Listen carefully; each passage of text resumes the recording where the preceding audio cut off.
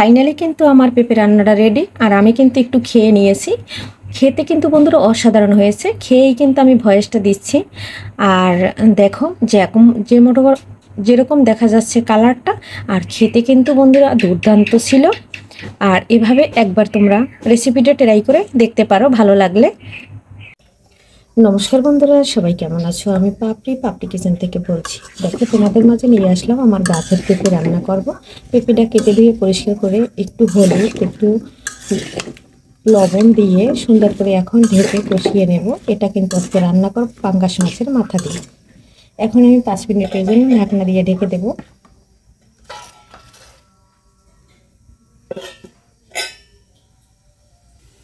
Of ক্যামেরায় দেখো, পাঙ্গাস মাছের মাথাটা আমি সুন্দর করে লাল করে ভেজে নিয়েছি। এটা দিয়ে আজকে আমি পেঁপেটা রান্না করব। পেঁপের মাথা, পাঙ্গাস মাছের মাথাটা সুন্দর করে লাল করে ভেজে নিয়েছি। আর এভাবে একবারে লাল লাল করে ভেজে নিলে তাহলে কিন্তু খেতে অনেক ভালো লাগে। দেখো বন্ধুরা, দিয়ে দিলাম 3টা কাঁচামরিচ চিড়ে, কারণ পেঁপে বেশি ঝাল হইলে খেতে ভালো লাগে না, একটু মিষ্টি মিষ্টি হলে খেতে ভালো লাগে। আর এখানে কিন্তু আমার প্রায় কষানো হয়ে গেছে। ঢেকে দিয়েছিলাম, 5 মিনিট পরে চলে আসলো। এখন একটু নেড়ে ছেড়ে মিশিয়ে দিচ্ছি। আর কাঁচামরিচটা এইভাবে দিলে তরকারি থেকে একটা সুন্দর ফ্লেভার আসে। আমার ভিডিও যারা কাছে এবং দূরে দেশ এবং দেশের বাইরে থেকে দেখছো, তাদেরকে অসংখ্য ধন্যবাদ। আর যে বন্ধুরা আমার সবসময় ভিডিও কন্টিনিউ দেখে, তাদের জন্য রইল অনেক অনেক শুভকামনা এবং ভালোবাসা, দোয়া, আশীর্বাদ। আর নতুন যে বন্ধুরা রইল, তাদের জন্য রইল অনেক অনেক ভালোবাসা। বন্ধুরা, তোমরা একটা লাইক দিয়ে দেখবে। নতুন এবং পুরান বন্ধুরা যারাই আমার ভিডিওটা ভিজিট করবে, তারাই একটা শুরুতে লাইক করে দেখে নেবে।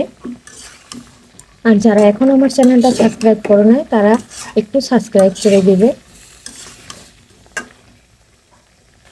এই পর্যায়ে আমার পাঙ্গাস মাছের মাথাগুলো, ভেজে রাখা মাথাটা দিয়ে দেব। এটা দিয়ে আবার এর ভিতরে সুন্দর করে কষিয়ে নেব।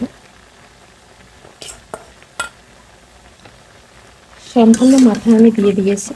এখন আবারও আমি 2 মিনিটের জন্য ঢাকনা দিয়ে ঢেকে দেব।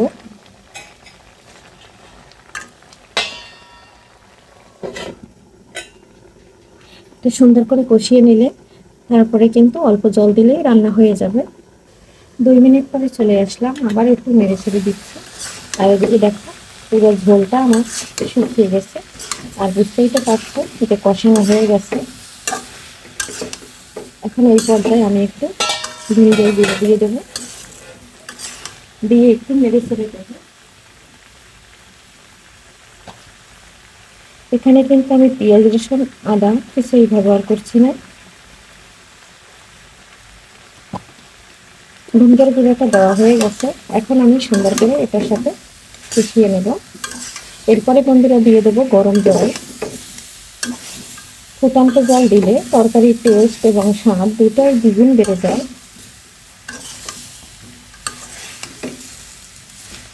দেখো, একবারে কষানো কিন্তু আমার সম্পূর্ণ হয়ে গেছে। এখন আমি গরম জলটা দিয়ে দিচ্ছি।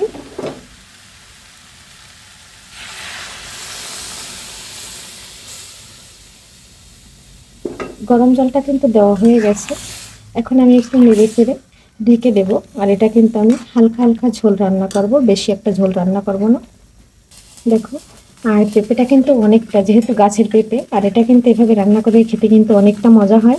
আর পেঁপের তরকারি আমাদের বাসায় সবাই খুব ভালো করে পছন্দ করে, এর জন্য আমি অনেকটা পেঁপে রান্না করতেছি। পেঁপেতে কিন্তু আমি ফোড়ন দিয়ে দেব। ফোড়নের জন্য দিয়ে দিচ্ছি তেল।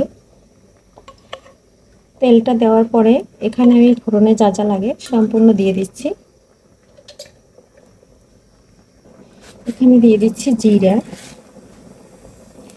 একটা তেজপাতা ছোট টুকরা করে দিয়ে দিচ্ছি। সুন্দর একটা ফ্লেভারের জন্য কয়েকটা রাঁধুনি দিয়ে দিচ্ছি। এটা দিলে কিন্তু পেঁপের তরকারি খেতে কিন্তু অসাধারণ হয় বন্ধুরা। আর তোমাদের ঘরে না থাকলে অপশনালি বাদ রাখতে পারো। ফোড়নটা কিন্তু আমার ভাজা হয়ে গেছে। এখন আমি নামিয়ে নিয়ে তরকারির মধ্যে দিয়ে দেব। আর এভাবে কিন্তু পেঁপের তরকারি বলো, যে কোনো তরকারি ফোড়ন দিয়ে রান্না করলে টেস্ট এবং স্বাদ দুইটাই দ্বিগুণ বেড়ে যায়। যারা বন্ধুরা কখনো ফোড়ন দিয়ে রান্না করো না, এভাবে ফোড়ন দিয়ে একদিন রান্না করে খেয়ে দেখো, অনেকটা মজা হয়। দেখো বন্ধুরা, 2 মিনিট পরে চলে আসলাম, ঢাকনাটা তুলে দিচ্ছি। আর এদিকে কিন্তু আমার পেঁপেটা হয়ে গেছে। এখন কিন্তু আমি ওই ফোড়নের তেলটা দিয়ে দেবো। দেখো এখন কিন্তু আমি সম্পূর্ণ তেলটা ঢেলে দিয়ে দিয়েছি। দেখো আমার পেঁপেটা কিন্তু শেষের দিকে। এখন আমি কিছুটা জিরার গুঁড়া দিয়ে নেড়ে চেড়ে নামিয়ে নেব। একটু জিরার গুঁড়া দিয়ে দিচ্ছি। এখন আমি এটা নেড়ে ছেড়ে দিচ্ছি। আর এদিকে কিন্তু পেঁপেটা আমার একবারে সিদ্ধ হয়ে গেছে আর রান্না হয়ে গেছে। দেখো মাথা মাথা ঝোল। এভাবে তোমরা পেঁপে রান্না করে খেয়ে দেখবে বন্ধুরা। টাটকা পেঁপে। এখন কিন্তু আমার রান্নাটা হয়ে গেছে। আর যে জিরাটা আমি তেলের উপর দিয়েছিলাম এটা আমি একটু গুঁড়ো করে নেব, গুঁড়ো করে উপর থেকে ছড়িয়ে দেবো। দেখো সুন্দর করে গুঁড়ো করে নিয়েছি। এখন আমি তরকারিটা এর মধ্যে ঢেলে দেবো। দেখো বন্ধুরা আজকের ভিডিওটা কিন্তু এখানেই শেষ করছি। পরবর্তীতে দেখা হবে নতুন কোনো ভিডিও নিয়ে। এ পর্যন্ত সবাই ভালো থাকো, সুস্থ থাকো। সবাইকে নমস্কার।